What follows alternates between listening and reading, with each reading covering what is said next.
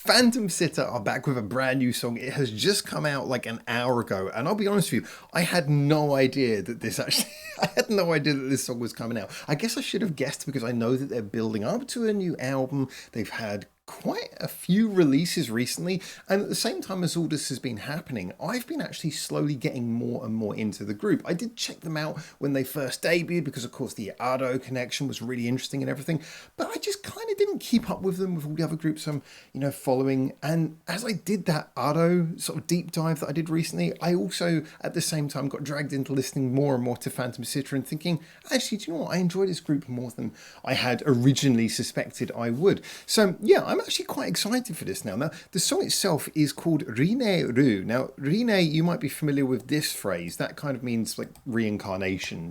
Bandmade fans will know there's a song called Rine. There's 2 bands called Rine. This is a phrase that you've probably heard come up. This is Rine Ru, though, which is kind of like almost, how to word it? It implies like a ongoing reincarnation process, so it's kind of an interesting little idea, maybe embodied in the lyrics. But anyway, we're going to check this out. No idea what to expect. What I would say is recently I've been really taken by the amount of cross-genre stuff a lot of their music has. They do like to lean into some kind of twee old school things, like a little bit of chiptune sometimes quite old-fashioned sounds being brought up to date, and most importantly, I think they've been having a lot of fun really adding some quirky performative vibes to what they do. Really the dramatic side of their music and the over-the-top sort of mood changes and swings in the songs has been one of the quite fun parts of their sound as it's progressed over the few years that they've now been around. So anyway, look, that's enough context. Let's jump in and check this out. There we go. Go back to the beginning is probably a good idea. And this is Rine Ru by Phantom Sitter.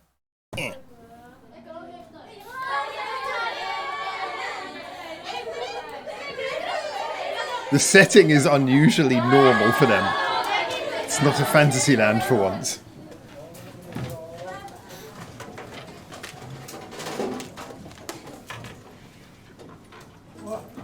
I'm intrigued. What are we going to get here?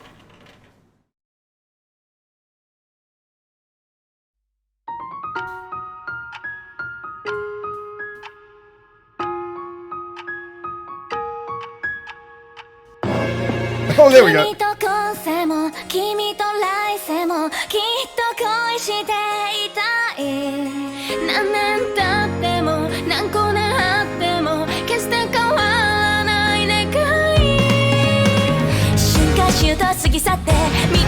I love the build-up. I can already feel it's going to go to something new, different.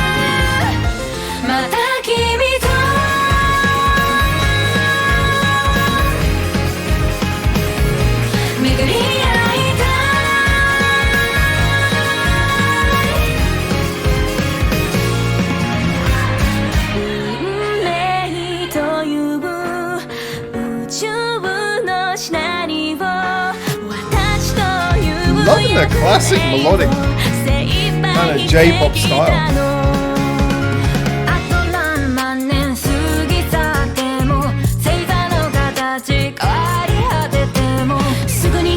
A little guitar bit's fun.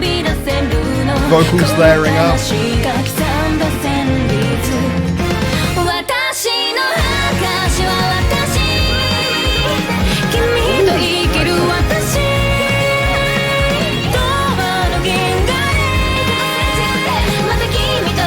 Love how the vocals and the strings are all layering together.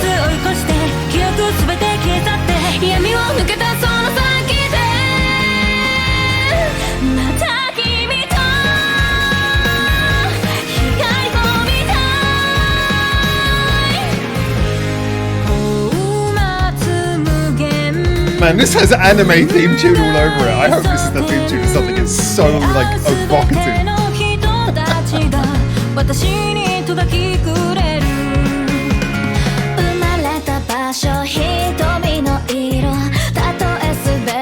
That's a nice breakdown there.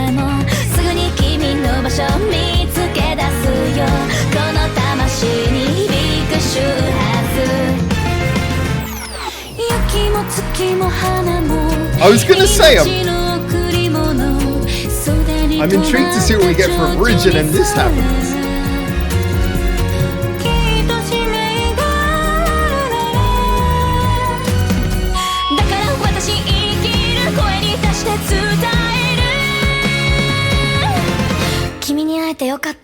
私の証は私君と笑う私 This is such a different side to them. また君と出会うまで千の季節追い越して記憶すべて消え去って闇を抜けたその先でまた君と光を見たいそして君と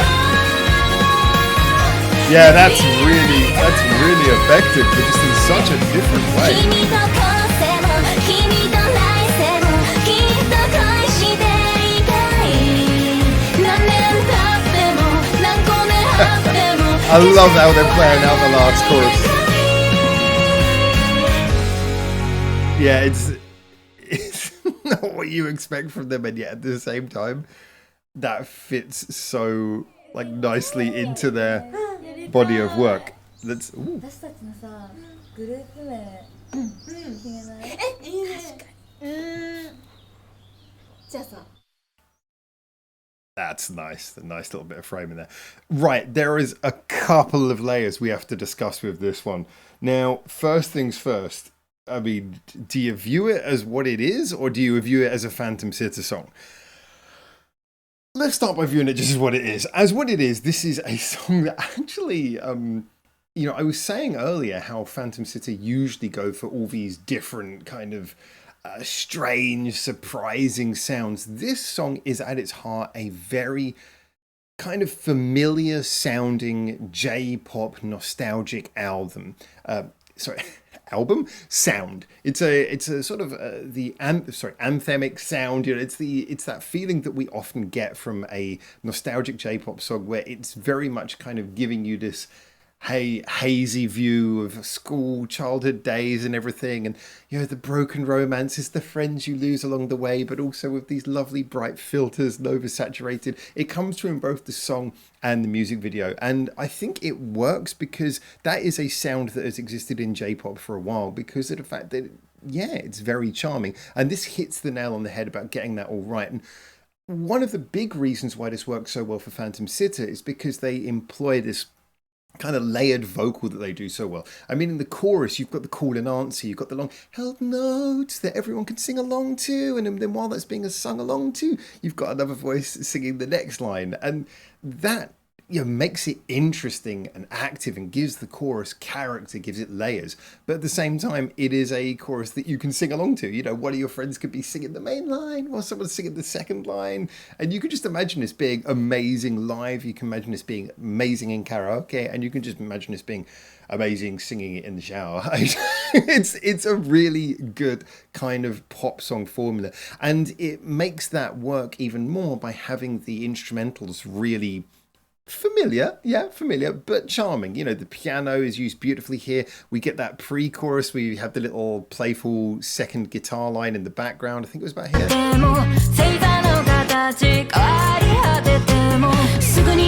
Yeah, little bits like that, really nice and fun, and it adds a lot of extra character.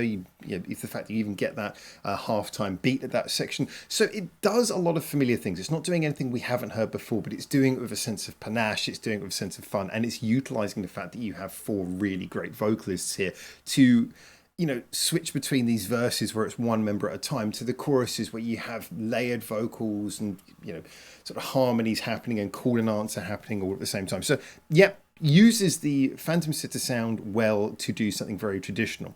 Now that moves us on to the next question. How would I rate this as an actual Phantom Sitter song? Well, that's the rather intriguing part, because I would say that yes, it maybe doesn't embody the things that I love about Phantom Sitter, the craziness, the playfulness, the unexpectedness, but actually that's kind of a good thing, because every artist needs range in their body of work, and this is quite different from Phantom Sitter's usual music, but that's good. It means it's another thing that they can do. You can have these little songs that are a little bit different from what you usually do, and they just give you more variation when your album comes out, when you're going up and doing a set list for your next show. It just makes you as an artist more interesting and more rounded. Of course, that isn't the case if you try to do something new and you fall flat on your face and it's terrible. But in this case, they've tried to do something different and it works. It sounds nice. And as mentioned, it takes advantage of them as vocalists in a really cool way. So I would say personally that this is, yeah, not what you'd expect from the core Phantom Sister sound, but that's actually its benefit in that it broadens the overall range of what they can do. The one thing which was the rather fun moment that I had to reference was we were in the second verse and I was thinking Phantom Sister songs always have like some kind of crazy change. Even the most straightforward arrangements from them have at least one bit where something changes suddenly. And I was thinking, well, I'll wait till we get to the second chorus and then I'll say my usual thing of, okay, here comes the bridge. Let's see what happens with the bridge. And no, they dropped in the, it wasn't a massive change, but they dropped in the change in the second verse, at the end of the second verse, which I really thought was charming once again. の場所見つけ出すよこの魂に響く周波数 It's not a big change, but it's a change.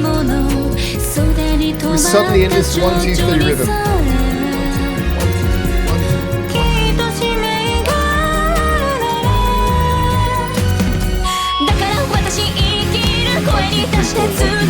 Back to the normal rhythm again. It's only a small change, but again, it's just that fact that Phantom Sister never just leave you with a song that is too expected. There's always just that little bit where they throw in something a bit different. And yeah, again, that once again is one of those things that beautifully bridges the gap between this being a very traditional style of J-pop song, but it also makes it feel like a Phantom Sister song as well.